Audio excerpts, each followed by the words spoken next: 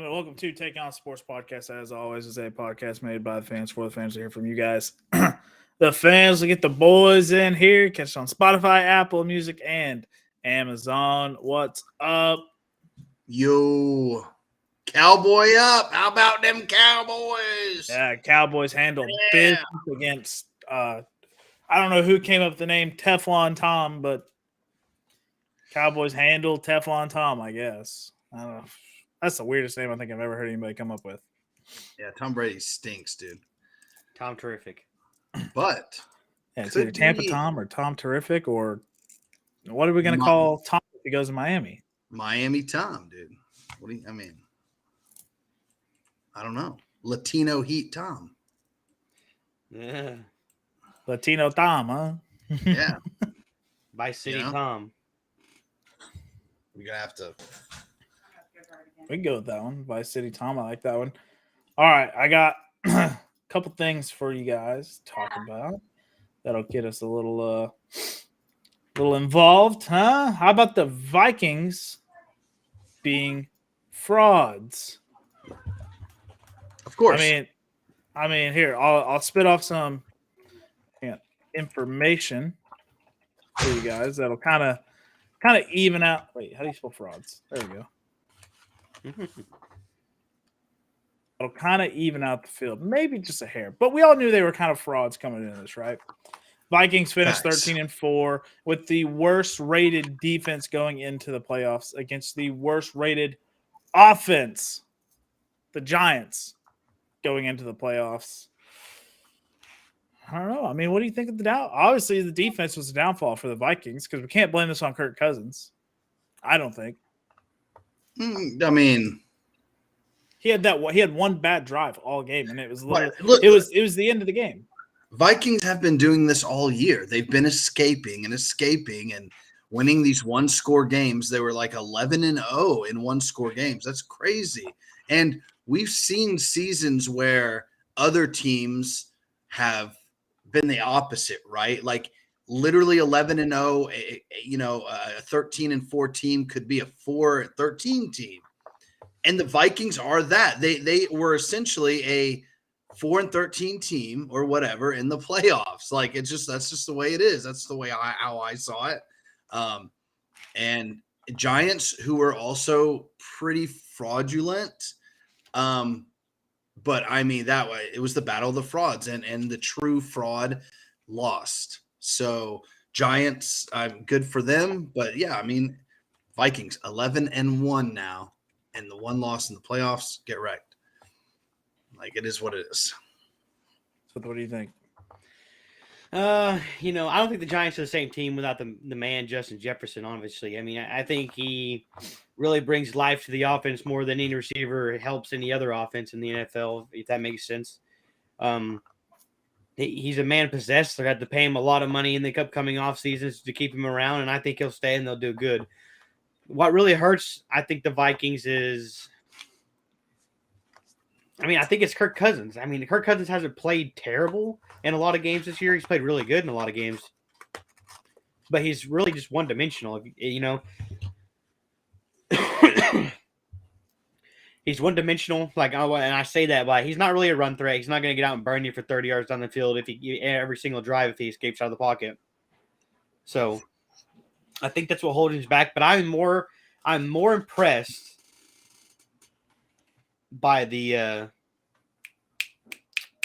Giants and what has Brian DeBall has done with that team. He made Daniel Jones look like a real playoff caliber quarterback this weekend. Yeah. I mean, they're calling him Vanilla Vic. Like Barstool is they're selling shirts of Vanilla Vic with Daniel Jones. Yeah, it was pretty impressive what DeBall has done with Daniel Jones, because Daniel Jones has been one of the most efficient quarterbacks all season. Like he hasn't turned the ball over a whole lot. He makes good throws. Yep. He runs the ball when he needs to. I mean, he had 74 yards rushing last weekend. I mean, just torching the Vikings. He's fast for Daniel Jones. So, I mean, I thought they were frauds. I thought they were going to get beat out, and they still may. But every year the Giants have made the playoffs and won, in like the last 20 years. They've went all the way. Their Giants have been an all or nothing playoff team. When they lose out. They obviously lose. They lose in the wild card round, or they lose in the divisional, and then they're out. But whenever they win, the last couple times they've been in and they've won the wild card, they won the Super Bowl.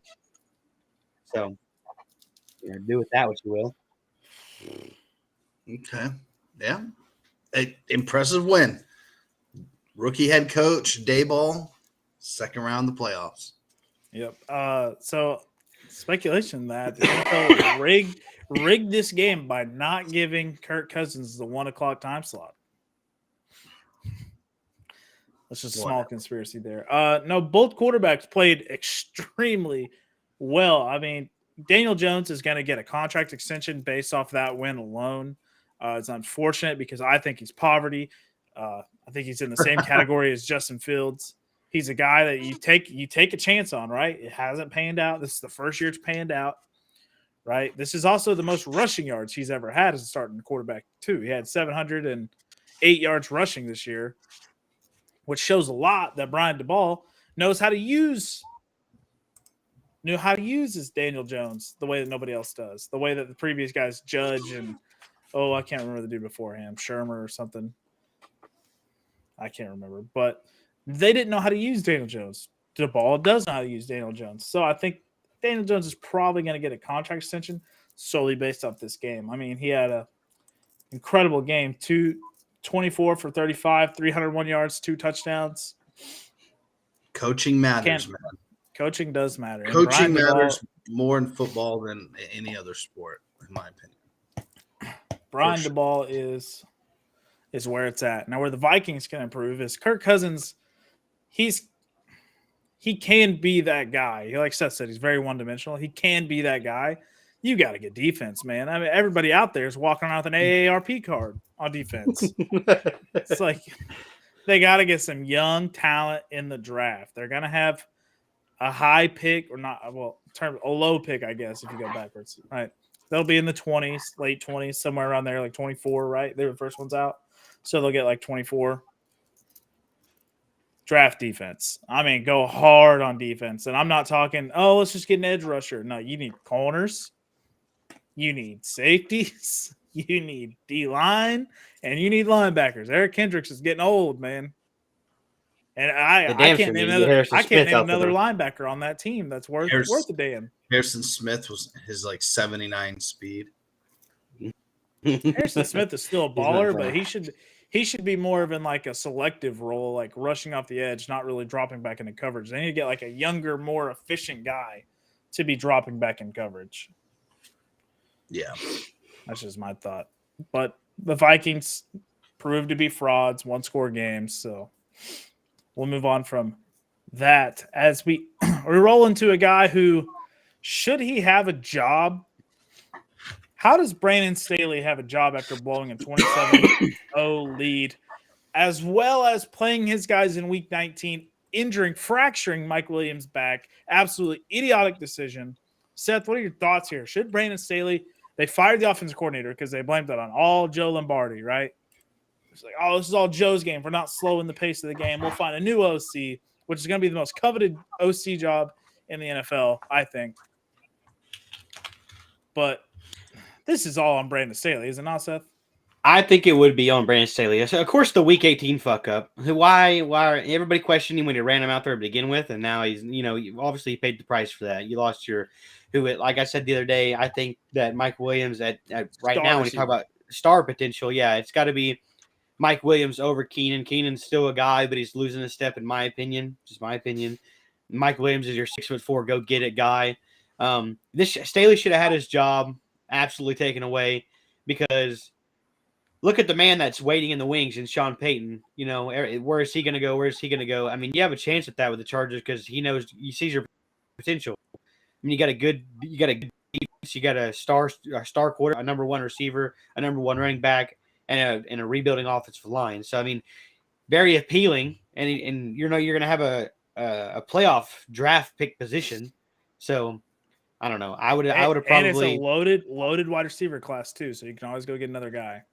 Yeah, I would have probably, like I was saying, I probably would have fired him, went after Sean Payton, and if it doesn't work out, then you go another way. But Staley's been under a lot of heat the past 2 years for his time making decisions, and this is just this just tops the shit. You don't play starters in a meaningless game week 18 that long, and then you blow a lead in the playoffs. It wasn't Herbert's first shot, Herbert's first playoffs, so it's like it's bad. It looks really bad on Staley. He must have some good locker room relationships. Some good pull with the owners to keep that job, and then so whoever, you just know if you're the OC that goes to the Chargers, you're catching a lot of catching a lot of heat. Catching a lot of heat. Absolutely insane. Barrett, what are your thoughts on that one? I think it's just down to keeping the same head coach around for Herbert's sake. I believe they don't want to, like, Staley's good enough. They found a scapegoat. Joe Lombardi. He'll get another job though. Yeah, it happens in football. It was either Joe or Staley, and I think they fired someone else, like the OD and Styles. But they also fired their quarterback coach. Yeah, so I think they want the consistency there from a head coaching standpoint, which, okay, barely missed the playoffs last year, like made the playoffs, blew a huge lead. Like, as an owner, it's just like, maybe have a sit down with them. You expect them to get better. Like, hopefully next year Mike McDaniel doesn't have the same issues. Now, if Staley has the same issues a year from now, like, yeah, then you just have to cut them and go with the I hate to say this. I think I never believe I'd say this, but like maybe a more conservative type of coach. Like, it seems like Miami's had conservative coaches my whole fandom until McDaniel, but maybe that's what Herbert needs, in a team like that. Like, they have so much talent. Like, they should not have. That's a fucking huge lead, guys. That's a huge lead. That should not have happened. So give him one more year. If he doesn't improve on his just random statistical decisions that he makes, and if it doesn't lead to anything, then you got to cut him. But I believe he's not fired for the whole purpose of they want the consistency with Herbert. They don't want to change right now. And I know, like, an offensive coordinator will bring in, he'll try to institute his own playbook in a way and stuff like that, a new quarterbacks coach. But I think changing the head coach would have been more hurtful for Herbert. So, yeah, you just bring in someone that helps time manage them, too. I mean, I like kind of piggyback on Seth's point. If you have a chance to go get Sean Payton over Brandon Staley, I would 100% jump on that. Sean Payton's a wizard on the offense. I believe very good quarterback coach. Helped to get Drew Brees back to where he was. Drew Brees never won an MVP, even though he had 4 seasons MVP caliber, and they gave one to, I don't remember, it was like Aaron Rodgers or something, when it was a fluke MVP. But Sean Payton has that potential to change Justin Herbert to being a top 7 guy to a top 2 guy, in my opinion, where Brandon Staley's going to have to find an OC and a new quarterback coach to help bring out more of that potential. I don't know. I would just go all in on the Sean Payton sweepstakes. That's where I'm at. Brandon Staley 100% be fired. If I'm the owner, immediately upon the Jags kicking the field goal, I'm meeting that dude in the locker room. Leave him on the tarmac, man. Yeah, I'll be like, dude, week 19, you fractured Mike Williams' back. Joey Bosa got banged up in that game as well. It's like, imagine they lose K9 right there. Imagine they lose Khalil Mack. Khalil Mack was literally irrelevant in that whole game. But imagine they lose guys like that, right? Lose a starting or Corey Lindsey, their center. They lose him. That dude's literally the captain. Rest is so much more important, man. Like, rest is, like, I understand momentum and stuff like that, but if that were Miami, I mean, and you play a player like Armstead in a meaningless game, or even obviously a Tyreek Hill who played every game. Like, you just don't do it. You just don't do it, man. Like, I would have not played one damn starter on that week. No way in hell, man. Like, fuck fantasy. Who cares about anything else? You're sitting Eckler, you're sitting Herbert, man, and like the seeds were unchangeable. You weren't going to catch Baltimore, and you were secured in that 6th spot. So, whatever. I mean, Mike Williams maybe would have made a difference too. Like that's what he 100. I think Mike Williams definitely would have been the difference maker in that game. Because he moves the sticks. Like they just couldn't move the sticks. The dude is arguably the best one-on-one ball catcher in the NFL. Yeah. Like, come on. But hindsight now, all we can do is pick it apart like we're doing. But we'll see next year. I don't think the AFC West. Early prediction, I don't think they're going to be as poverty as they were this year. They could be, but I just don't think they will personally. So it's going to be tough this time. Yeah. All right, we'll move on to this is an interesting subject because there was 2 incidents this weekend, and there's been a lot more throughout the NFL and the NBA, including as well. But are referees getting too involved with players going forward in the NFL and the NBA? We've seen it a lot more in the NBA the past couple of years. But this past weekend, we saw a ref grab a placeholder and drag him away from the field goal being able to be kicked. So the kicker couldn't even get a practice field goal in. Like, what the fuck was that about? And then another ref tracks down Joey Bosa to ask him, like, hey, what the fuck did you just say to me? And he's like, you want me to say it again? And they got into it, and that ref tracked him down. Like, that's beyond insane. Refs are getting, like, when players are talking trash, right, like they normally do to refs, like, hey, you missed a call here, your ass, a couple of these other things. Refs are getting closer to these players, trying to insinuate shit. And we're seeing that in the NBA as well. What was it, a couple years ago? Oh, man, what was his name? That guy that the ref headbutted that guy, the player. Who was that? Oh, man. I can't remember, but the ref got so close to the player that they thought the player didn't initiate the headbutt. The ref leaned in, and the player was like, "Oh, you fucking want the smoke?" and gave him one right back. But, man, referees are getting way too involved with players. Or I think it's always been like that. I mean, even if you look at old like 70s and 80s tapes, like they're always jawing the refs and always jawing back and forth.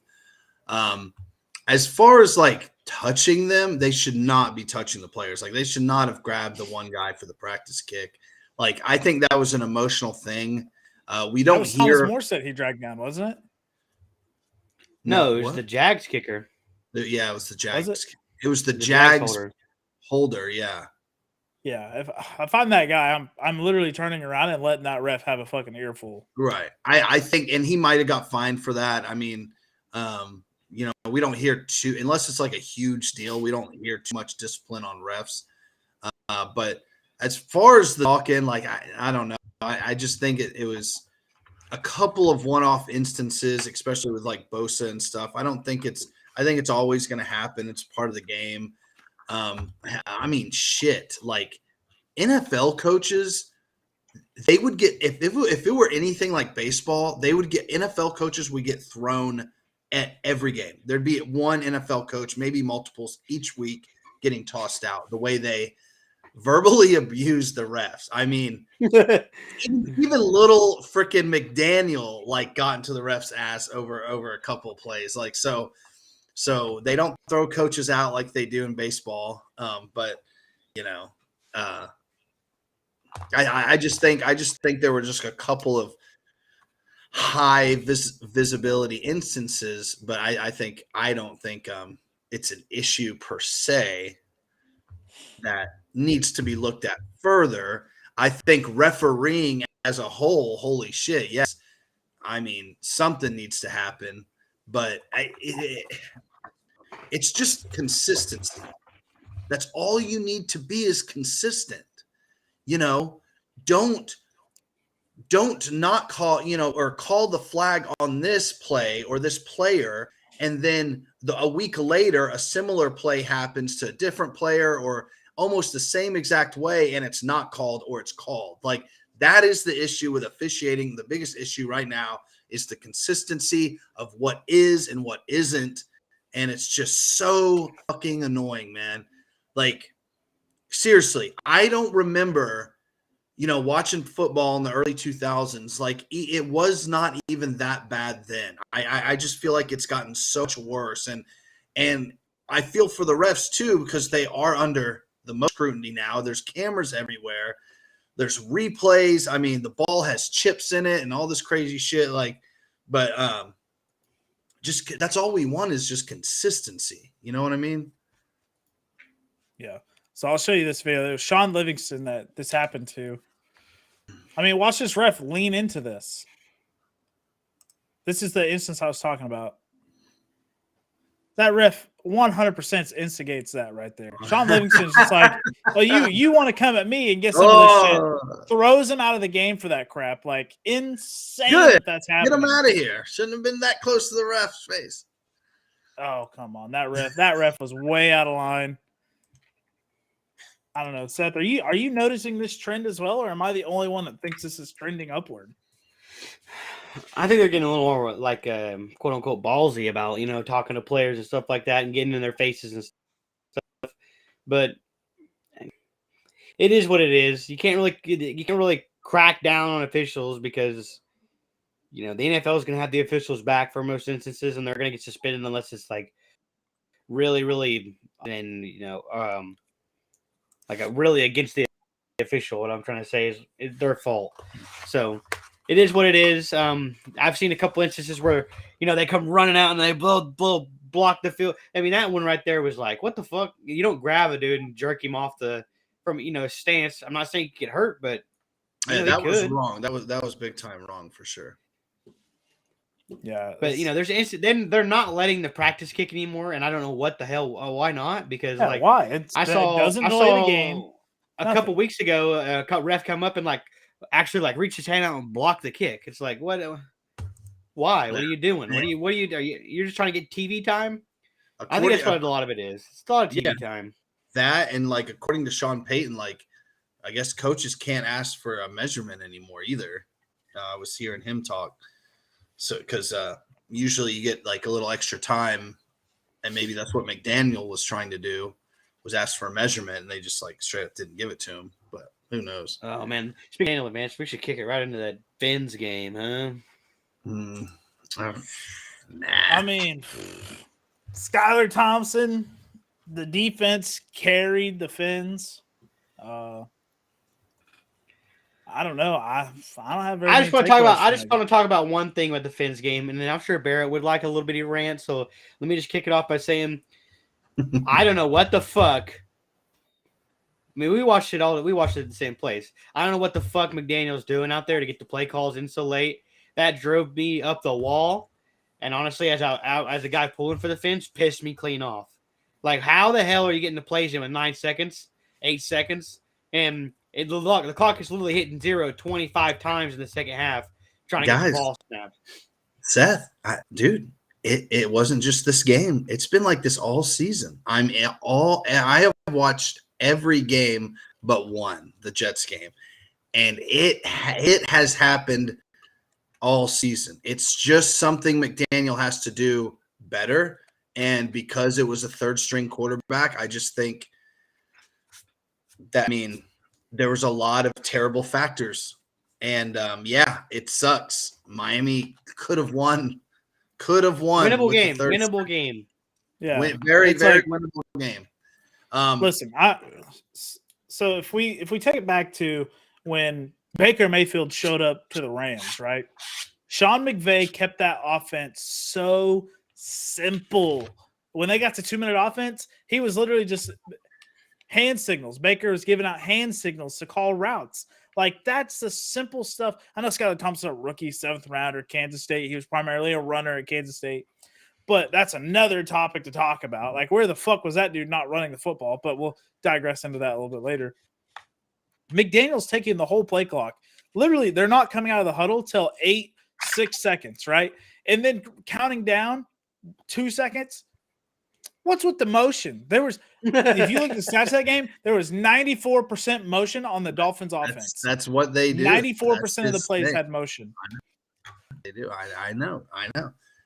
Listen. Simplified the living crap out of that offense. We saw the Bills. They didn't play man a ton. They played zone because who can beat you right over the tippy top? Waddle and Tyreek. And then a Sherfield can burst one off if he needs to. But yeah. Man, they weren't playing man. And, like, you go into halftime knowing, like, hey, we ran 50 motion plays out there and only 4 times did the guy travel. Okay, maybe they're running zone coverage most of the time. But McDaniels had to know every single play what kind of coverage they were in. And about 90% of the time, it was a zone coverage. Yeah. It was awful play calling by McDaniel. I solely base that loss on McDaniel. Solely base that loss on him. You like really if he doesn't call in wishbone 19 T47 flex I left motion right XYZ fucking 97 go X route chomper bit. Here we go. All right. It's like Skylar Thompson sitting there with his brain rattled like, hey, we can't simplify this. Like, I mean, and you see how hard some play calls are. Like, you ever see the John Gruden and Chris Sims video? Yeah, but those are with a seasoned quarterbacks, guys that have been in the system long time, or at least have the knowledge to understand an offense like that. Skylar Thompson proved he can't understand an offense like that. But I'm just saying, it's just a lot. I mean, yeah, you can definitely pin it on McDaniel. 90%. I don't pin it on anybody else. Defense showed up. Skylar Thompson played as well as he could given the situation. I mean, drop balls and McDaniels is the sole reason Fins lost that game. I mean, they had 8 sacks. Yeah, you couldn't ask for a better game from the defense. They had picks. Couldn't ask for anything better. Yeah. McDaniels just rough way to go for the Finnies. The refs, I feel like the refs are actually lenient with the Dolphins on not calling like 9 delay games. True. But that was insane. But Miami dropping the football killed them. I mean, just demoralized that offense, I think. And then big players not showing up too. I mean, it all nowhere to be found. The run game. Nope. That tells me that when McDaniels was in the 49ers system, he was not the one orchestrating the run. Shanahan was. McDaniels was the dude probably scheming up all the pass plays, and Shanahan was like, 26 power, dude. Let's get after it. Like, what are we doing here? Yeah, Shanahan, like, flipping it over to the Niners game, I guess, real quick, transitioning. The Bills, whatever. You know, we don't need to talk about the Bills. But there's a clip of a guy.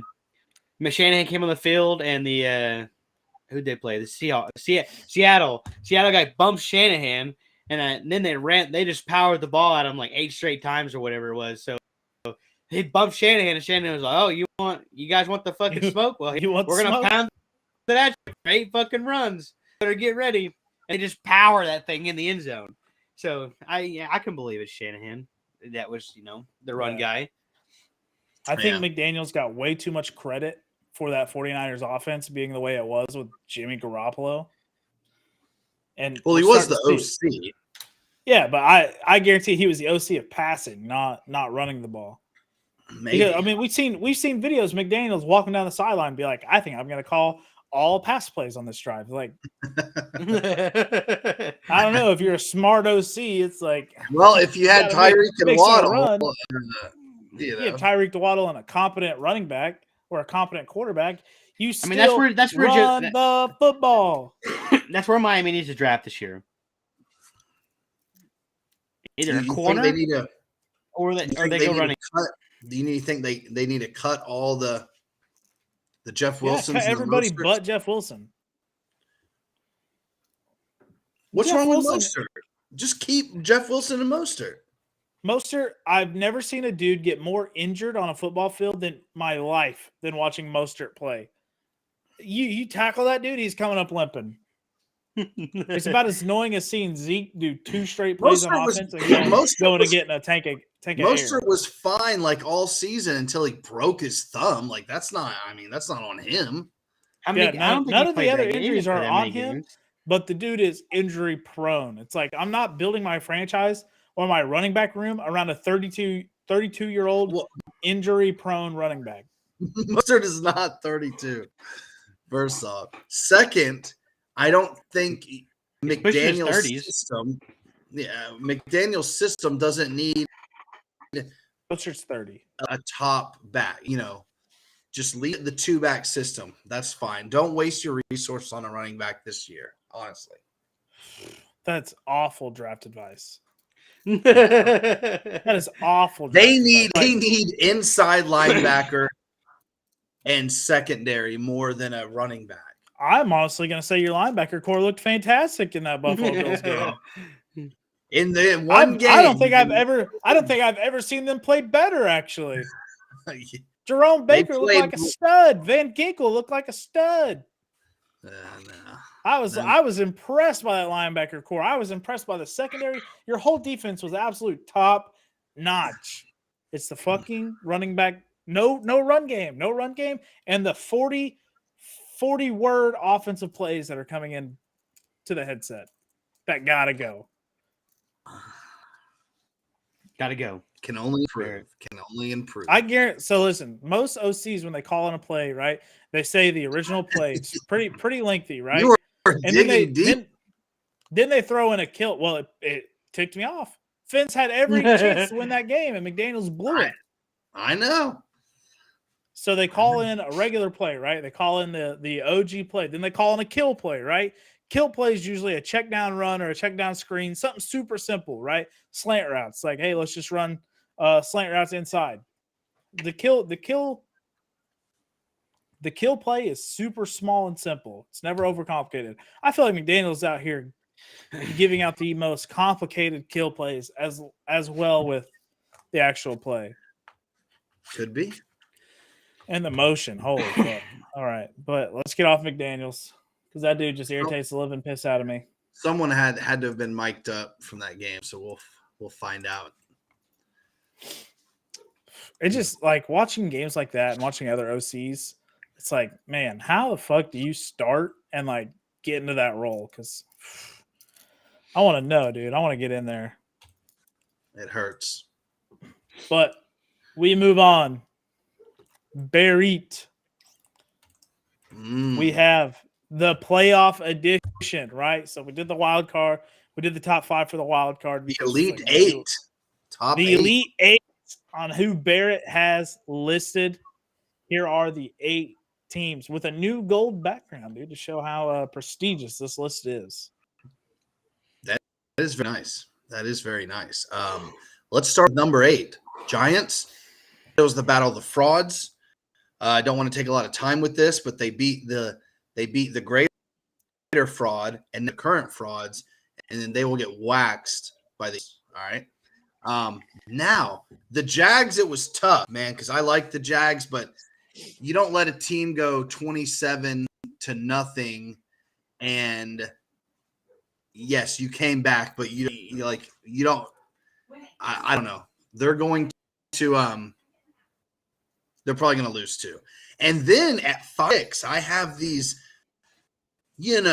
so-called powerhouses that were supposed to whack these teams with their third backup quarterbacks, home games, and, it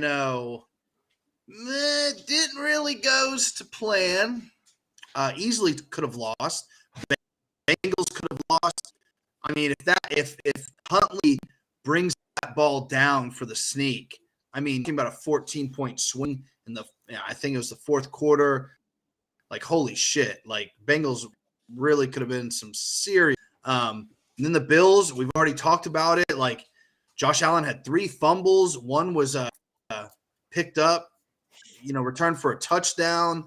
They're not counting the other fumble that bounced off the dude getting the punt return. Like, they could have lost that. Josh had 2 picks. Just didn't look good. I think the Bills will clean it up though. I think they'll clean it up. But number 4, how about them Cowboys, man? We said it at the beginning of the show. Absolutely waxed Tampa Tom. Just absolutely destroyed them. God, got some commotion going on. So good for the Cowboys. It's gonna be a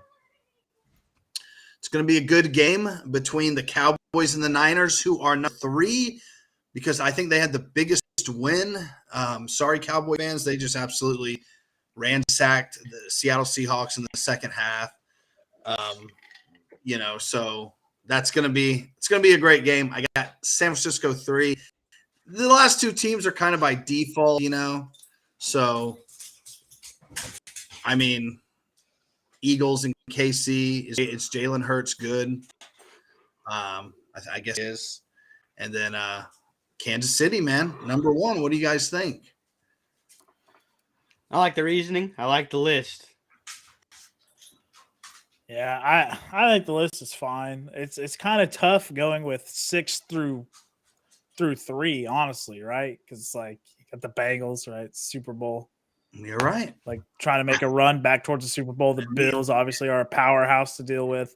I would have the Bills did not look like a powerhouse. I would have the Bills below the Bengals, and I honestly think that would be my only change to this list. Fair enough. Well, we could have had that, but they didn't play. They didn't finish their game. So, Bengals would have blown. Well, I would say blown them out, but it was a 7-3 ball game, and Bengals had all the momentum driving the field. So I definitely would have took. Well, we'll find out this weekend. We'll find out in Buffalo. I'm pumped. In Buffalo, though. Pumped for the playoffs this week. I mean, we can roll straight into that. Woo! The playoffs look good, but hey, that B list was top tier. One change, that thing is A. I mean, I think next season we might be able to move you up to an A list. It might have to be, until we get a cease and desist. Well, I don't know. You did make some sus lists this year, so I think the lists were dynamite. Year 1 lists were top notch. I went through and reviewed all those from season 1 because I keep them all in a folder, and I was just like looking at the pictures, and I was like, man, Barrow's on his shit year 1. I think he didn't want any scrutiny, but year 2 you got a little sus. We'll see how it goes in year 3. Year 4 we might get an A list. I don't know, but we'll roll right into the playoffs. I mean, taking a look at the wild card, we had the Jags pick up a win. Bengals pick up a win. Bills pick up a win. Cowboys pick up a win. Giants pick up a win. And the 49ers win. And if we start over here on the AFC side, Kansas City versus the Jaguars. 8.5 dogs the Jags are. I think 8.5 is way too much. I think the prince that was promised is ready to deliver. I'm not saying he's going to win. Although the 1 seeds will dominate by 10. Last week I did say I don't think this is a domination game by the Kansas City. I really don't. Okay. I think this thing is going to come down to the absolute wire. It's going to be a nail biter. Either Harrison Butker or the other dude is booting one in here. I don't know. That's how I see it. I think the prince that was promised is going to show out, and year 2 is going to be a strong showing for him. He very well could Joe Burrow repeat this from last year and boost his way to the Super Bowl, which, I'm picking it. Give me the Jags to win this game. Give me the Jags. What a clown pick, dude. I'm going with it, dude. Year 2 quarterbacks historically have been great, so give me the Jags. Give me the Jags. Bear, what are your thoughts? Give me the Chiefs, dude. I mean, I don't think no way, dude. Chiefs are not the Chargers, dog. Man, all right. Seth, where are you going? Andy Reid would like his cheeseburger. Give me the Chiefs. Andy Burger would like his Reid, huh? Yeah. Like that one. We'll go ahead and jump over to the other number 1 seed over here. We have the Eagles versus the Giants. Barrett, what do you think? I mean, Giants, Brian DeBold, Danny Dimes playing The good. ball, In dude. Philly. Is Jalen Hurts 100%? Sheesh. I don't know. What are your thoughts? Nah, give me the Eagles too to dominate it. I'm sorry. I think the Giants and Jags aren't enough. So, Dang. I like the Eagles to win this game. It's going to be a closer game than people think, but probably another one of those field goal games. So give me the Giants to cover the spread, but Eagles to win this game. Seth, what are you thinking? I think so too. I think the Giants can cover. They showed that they can play tough, gritty football last weekend and won against arguably one of the better offenses in the NFL with Dalvin Cook and Justin Jefferson. I mean, they put up points. Fraud.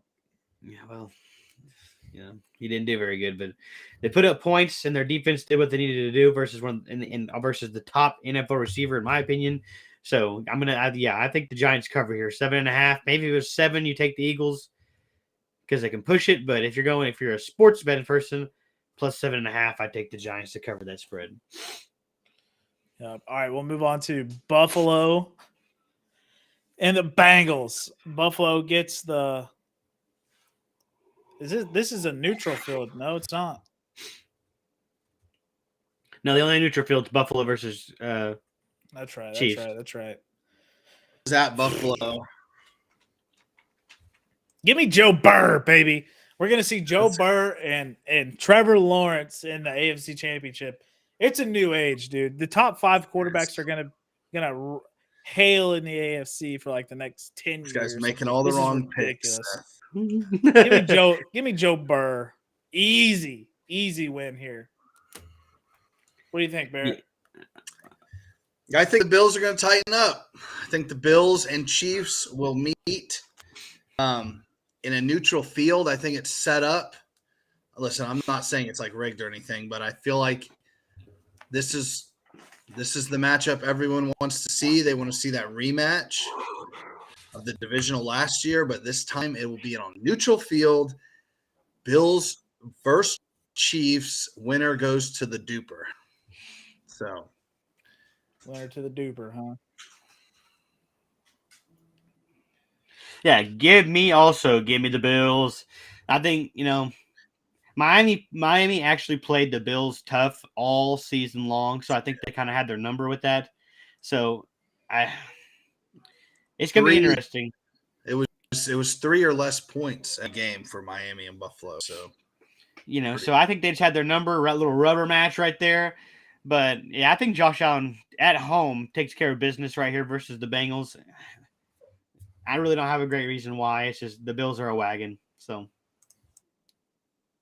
all right. Then we move on to the game of the week. Well, I don't know. It's between Buffalo and I personally think Brock Purdy and the Cowboys going at it head-to-head here is probably going to take game of the week, in my opinion. Just higher stakes, I think. Right? Because, Cowboys win. They've proved that they can go and beat the Eagles. 49ers that's a powerhouse, man. Minus Brock Purdy's playing out of his mind, but it's like if Micah Parsons and Haskins and those boys can get up after Brock Purdy, get some pressure on him, I think we can see that rookie fold. That's what I'm saying. Listen, Seahawks are no slouch team, but the Seahawks don't have a defense like the Cowboys do. Okay, Trent Williams is arguably the best left tackle in this game. Man, everybody's saying, "Oh, Trent Williams is going to shut Micah down." Micah Parsons is not one-dimensional like a lot of these other rushers. Okay, he can't just come off the left. He can't just come off the right. They're going to rush Micah Parsons from every spot in that defensive line, make you work. They're going to they're going to test every lineman with Micah Parsons to see who can block who. So it's and you got and Leighton Van Der Esch is a tackle machine. So hopefully he knocks CMC down. I don't think me and Barrett love to call him the San Francisco, the Yak Squad, because Jesus Christ, they throw a 5-yard check down, it goes for 68 yards, a touchdown. Thanks, Debo. Thanks, Kittle. Thanks, Ayuk. I love the 30 yards when I dump it to 7. That's awesome. Thank you. This is going to be a big test for them boys. I've literally been all over Jimmy Garoppolo's ass all season. Therefore, I've been all over the 49ers' ass all season. We need some revenge, okay? Last year's little bullshit that they got away with, blah, blah, whatever. We're going to rattle Brock Purdy, okay? We're going to prove we can beat the NFC's best, and we're going to move on to the NFC Championship and watch Stephen A. Smith melt like a popsicle on first take next Monday morning. Okay? Give me the Cowboys, fans. I'm taking the Cowboys too. I think it's their time, right? If they don't get past the 49ers, man, I'm calling for the boys to kind of not blow it up per se, but definitely get some of these old heads out of here, try to secure some mid-round picks and redraft a little bit. Well, I mean, if you think about it, the Cowboys aren't really old. I mean, you can get a haul for Tyron Smith, I would think. Yeah, but he's not even playing his original position anymore. You already got his backup. He's all over the place. But you could probably get a haul for Tyron Smith. You could probably – oh, man. Who? They wouldn't trade Zach Martin, so don't even go there's there. no way Zach Martin's going anywhere. The dude's the best right guard in the game. And he was playing right tackle, wasn't he, for a little bit? That was last year. Yeah. I mean, that dude is so versatile. He's the Quentin Williams for their team right there. So I wouldn't get rid of him. Give me the boys, man. I like it. Give me the boys. I'm with confidence. Give me the Cowboys. Barrett, where are you going? It's going to be tough, but dude, just like the Vikings in a way, but on a different spectrum with the Niners, this Brock Purdy can't keep getting away with this. I mean, I don't give a fuck how good everyone else and how good Shanahan is. No, I think the Cowboys defense, I think you're finally going to see Brock Purdy shook, because they're talking about, he never gets shaken up. He's always blah, blah, blah. Like, I think Cowboys are going to get like 5 to 10 sacks, somewhere in that range. I think Brock Purdy is going to have multiple turnovers, and I do pick the Cowboys to win. However, if it doesn't go the way I say it, and Niners are stoic and don't commit any penalties or nothing, I think Niners blow out the Cowboys, but I think Brock Purdy's going to come down to earth. He's going to have a Skylar Thompson type game. He's going to be mid, pretty mediocre. And I think Cowboys win with takeaways and Dak Prescott on his game, dude. Dak Prescott's about to have a Joe Flacco like run here. I'm just saying, he's going to shut everyone up, and he's going to have a Joe Flacco like run. And I'm telling you, yeah, dude, if the Cowboys make a run, Stephen A. and everyone else, they are going to melt, dude. It's going to be great. I can't wait. Yes, if the Cowboys do make it all the way, whether they win or lose, you are going to have to – there are some select few fans that will be annoying. But for the most part, you have to give credit where credit's due. So in saying that, but this will be the first if the Eagles and the Cowboys make it through they would have a rubber match, right? And this time it would be starter versus starter for all the marbles, dude. I mean, can you have a better setup, guys? I mean, Jesus, get the Niners out of here. They're always in the way just of good shit happening. Just get them out of here. I'm tired of fucking worrying about the Niners, man. God, they're so annoying, dude. Please beat them. Yeah, I mean, if you're a script writer, Phil, I mean, do you want to see the NFC East rubber match, starter versus starter, high-powered, high-scoring? I mean, I want to see them, Mr. Irrelevant, getting carried by these yak specialists. So annoying. So they are they're yak specialist fans. Anybody, I mean, you could go out there and go fucking 23 for 25. When you guys were bringing it up a couple of weeks ago, I was just like, probably like week 8, you guys were like, dude, this 49er squad is a yak machine. I was like, you guys are. I see it full-fledged now. Finally, Full-fledged, dude. Finally. Debo took a drag route like 65. I was just like, man, Kittle always catches the ball and goes for another 20. Bro, it's crazy. It's crazy. Insane. Brandon Ayuk's always on a fucking crossing route. Brandon Ayuk had over 1,000 yards this year. Like, sneaky good. Yeah, sneaky good. But he kind of reminds you of like those Tyler Lockett years, where it's just like Tyler Lockett will always get his 1,000. This year he didn't, obviously, but back in the day, always got just a little over 1,000. But there's always another guy to like overshine him. Like now he's got DK. Back then it was Doug Baldwin and Jermaine Kearse. And now there was like 1 year where it was like Tyler Lockett's the guy, and that was right before they drafted DK. And then it went back to being like, oh, Tyler Lockett's overshined. It's like Brandon Ayuk's overshined by that high-powered offense, but he look at the stats. He was their best receiver this year, so I can't argue there too much. But Seth does have a game for us. Seth, you want to break this game down for us? All right, here we go. Okay, I've put it in the slides. Vance, on the honor system, I can't really control a whole lot of stuff, going on, but on the honor system, Vance said that he has not seen pictures that I put up. So we will have a fair game here, Barrett. It's between you and Vance, obviously. All right. 5 pictures. The picture will be a player, no name on the back, obviously. It will be a picture straightforward to the player. You have to tell me who that player is. First one to get it gets a point. We're just going to do a point system. We'll, crown today's winner. Is it all sports or certain? And so football only. Okay. If we do struggle with it, it's kind of easy. I didn't start off real hard this week, but if we can't get it, I'll state the college that the guy played for. Maybe that helps a little, but I'm going to assume you guys will get it eventually, if not right away. So it may be quick, it may be kind of long. Okay, man, show us slide number 3. Wait, hang on a second. Okay. Oh, why is it blurry? No, that's not Doug Baldwin. Okay, it's kind of getting out. Is that Jermaine Kearse? That is not Jermaine Kearse. Oh shit!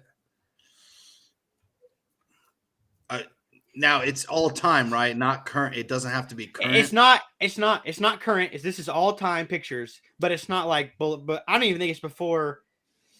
Is that Percy Harvin? That's Percy Harvin. Wow, Percy Harvin. Percy Harvin, baby. Virginia native. Oh, I feel terrible, dude. That's Percy Harvin for the Seattle Seahawks right there. Wow. I was like, that dude looks fast as shit. Who do I know that was fast as shit for the Seahawks? I had no clue, dude. I had no clue. Wow. Okay, nice one. Point for Vance. Here we go. Next slide. Oh, Mark Sanchez.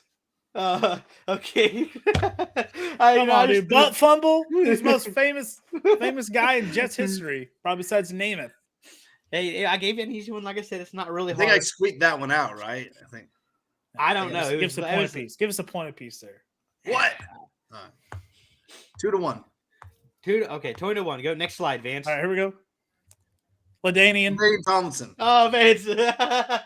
Come on, dude. I'm football savant up here. Come on. Football savant. Listen, like I said, next time I'll make it a little harder on you guys. I just wanted to get a little. Okay, next picture, Vance. Brock Osweiler.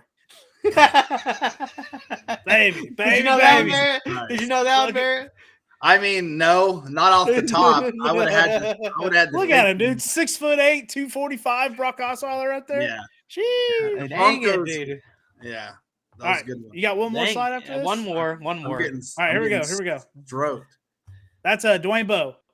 Oh my goodness! Wow. Okay, I'm gonna do the game next week, and I'm gonna get some 80s and 90s players out here. Baby. No, listen. We're obviously got a little age gap here, so I was like, I'm gonna make it like earlier 2000. You're right. I just Dwayne Bowe. Yeah, no, there's no way. I feel bad. I thought I was wrong because I was like, I thought Dwayne Bowe wore 83, so I was like, I'm not gonna lie, I completely forgot Percy went to the Seahawks. Like I remember him as a Viking. So yeah. There obviously was a couple choices with jerseys. I just went with I was just like, fuck it, I'm just gonna make Percy Harvin a Seahawk here, kind of throw him off. It did for a little bit. It definitely threw me off. But dang it. Good job, Vance. It's on fire too right easy, there. dude. Football savant. That was good. I figured you guys would struggle with Dwayne Bowe more than Percy Harvin. No. Well, me, I had no clue who that was. Like, Well, to be completely honest, the only other wide receiver I know from Kansas City before like the Mahomes Alex Smith era is Dwayne Bowe. So I was like, I'm either getting this try one or I'm blanking. yeah, So for sure. Wild. Nice guess. I got 4 out of 5 right there on the first try. Yeah. Wicked. All right, Barrett, you got the game next week. They were easy, but Okay. I do have the game. Barrett is the game guy. Okay. If you need graphics made, just hit me up, but don't give me the answers. We'll get this taken care of. Or if you want to learn to do it yourself, I mean, just a ton of software out there to do it. Yeah. Hell yeah. That's all I got for you boys. I'm the football savant. You heard it here first. I just want to say, I saw this on Twitter. The Thunder, could make the playoffs, and the Clippers right now are like 22-20. And the guy said their next 15 games are like 15 out of 20 games are against top opponents, like pretty hard opponents. So there could be a chance where Thunder make the playoffs and have a lottery pick because of the pick if the Clippers, tank. So just saying, hey, great season so far for the Thunder. SGA number 4 in All-Star voting for guards under Luka, Steph, and Ja Morant. So SGA has way more votes than like Damian Lillard and all those guys. So props to SGA, man. And also SGA has more points than Kawhi and Paul George combined now. So do that.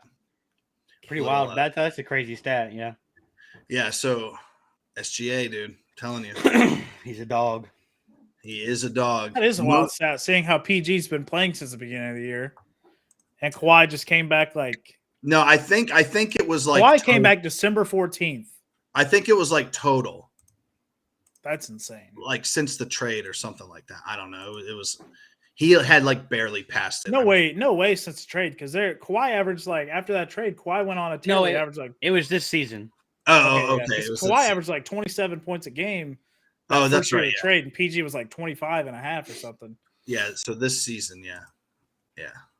That's crazy. PG's been playing all year too, and he's not putting up a whole lot of bum numbers either, but he's also not putting up fantastic numbers. SGA second in 30-point games, only behind Luka Doncic. So that dude's wicked.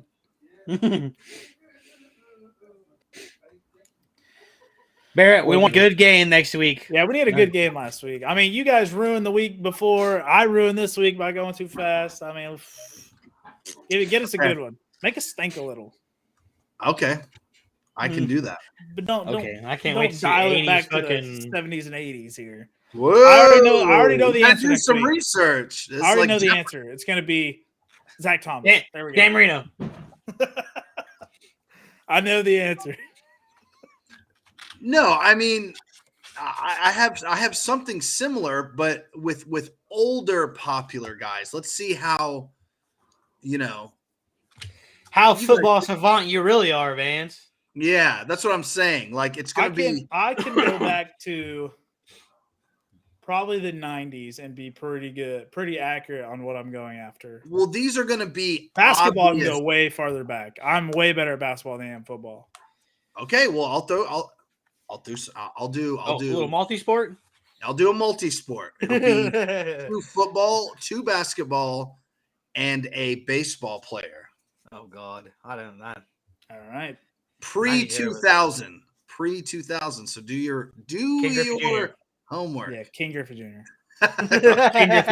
King Griffey Sr. So we got it. It's Dan Marino, Zach Thomas, King Griffey Sr.